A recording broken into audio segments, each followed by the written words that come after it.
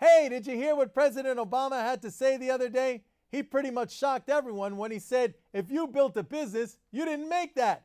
If you've been successful, you didn't get that on your own. Conservatives had a field day with this remark. Fox News played it over and over again. Even most reasonable people thought the president had gone mad, and his die-hard haters rejoiced in the fact that he finally appeared to embrace his inner communist. The idea to most hardworking, independent, entrepreneurial-minded Americans was nothing less than heresy. The self-made man, the very symbol of the freewheeling capitalist up-by-the-bootstrap spirit that many say built this country, didn't exist. It was a figment, at least according to Obama. Is he really a crazy commie out to denigrate the American ideal? No, I say. He's absolutely right, and far, far more intelligent, observant, and honest than his detractors. His comments speak to the very truth of the American miracle, if there ever was one. What Obama was referring to was simply this: success depends on a lot of things, and nobody does it all on their own. There is no such thing as self-made. Even the smartest, most ingenious, most brilliant and clever entrepreneurs in this country had to have basic things like infrastructure and education, the rule of law, things like contracts, private property rights, a legal system to adjudicate disputes, and a common unit of account called a currency in order to create their success. These are all things that government has provided. Without these protections, institutions, and systems, it would be like the Wild West, and most successful people today would have nothing because it would be easily taken away by force, or it would be impossible to bring their goods or services to market. It's the government that provides the institutions and basic environment to function, transact, and deliver with protections for all.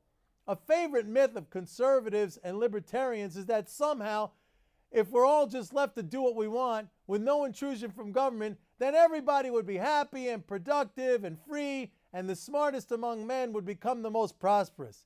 It's the idea that if you started a business and built it up and made a lot of money, then you were self-made. Well, that just ain't true. Nobody is self-made. Lots of others had a hand in your success.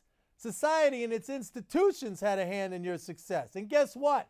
There's at least 5,000 years of history to prove it. Back before the world saw many of the modern conventions of government that we have now, it was dog eat dog, survival of the fittest.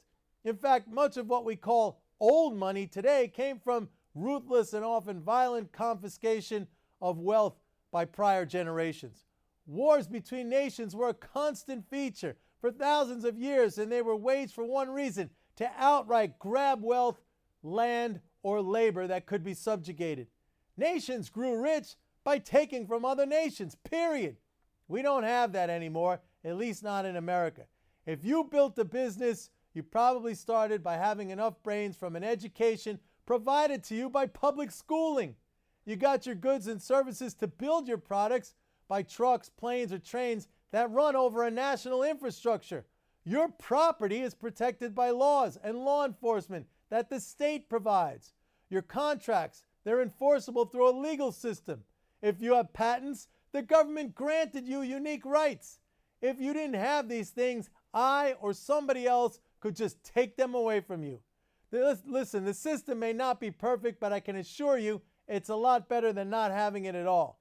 Those libertarian Ayn Randian myths of the self-made individual, they're just that, myths. Obama was not only spot on in his statement, but has a much deeper understanding of what real freedom and democracy is all about. Without these conventions and protections, it's a jungle, which means that many of you who call yourselves self-made, if these things didn't exist, it's doubtful your prosperity would either. Well, that's it for now. See you next time. This is Mike Norman saying bye-bye.